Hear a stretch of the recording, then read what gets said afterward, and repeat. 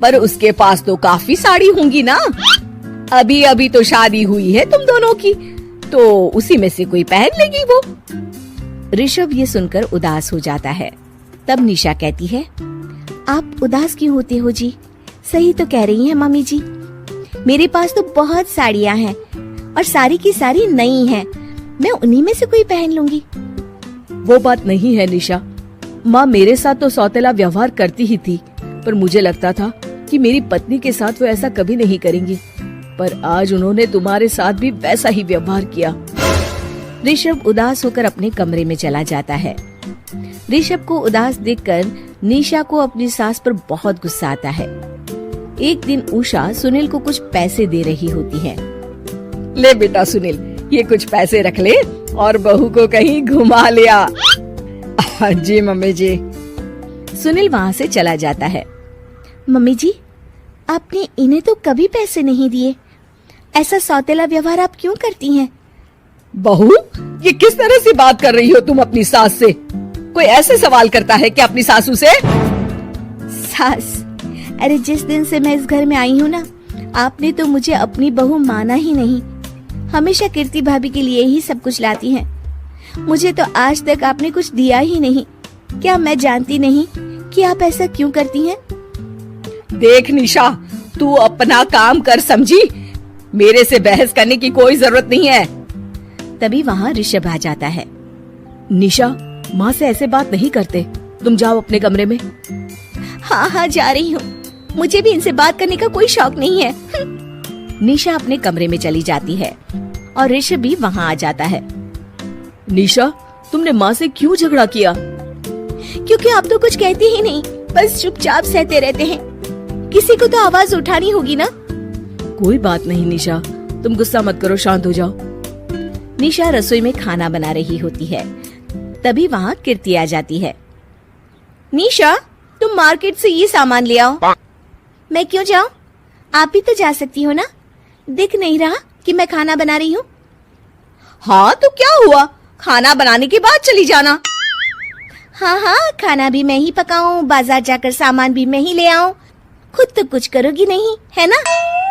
ओहो, जुबान तो देखो कैसे चल रही है। सुनो, तुम अभी आई हो इस घर में, तमीज में रहो, वरना सासू माँ से कहकर मायके भिजवा दूंगी तुम्हें। हाँ। ओह, हाथ लगाकर दिखाओ मुझे, देख लूंगी। बहुत मनमानी हो गई तुम दोनों की, समझी? निशा लिस्ट कीर्ति के ऊपर फेंक देती है।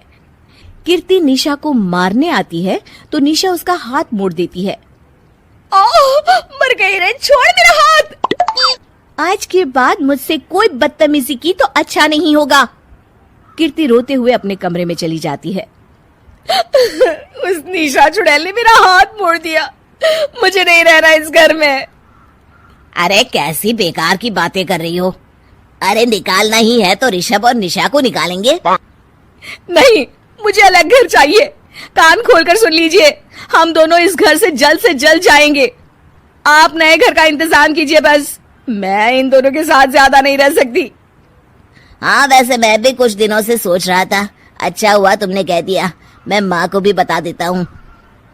माँ, वो क्या करेंगी तुम्हारे साथ जाकर?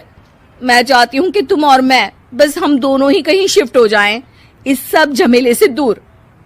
अरे पर माँ को यहाँ छोड़कर इस तरह से जाना ठीक नहीं रहेगा कीर्ति। वैसे वो तुम्हें कितना प्यार भी तो करती हैं।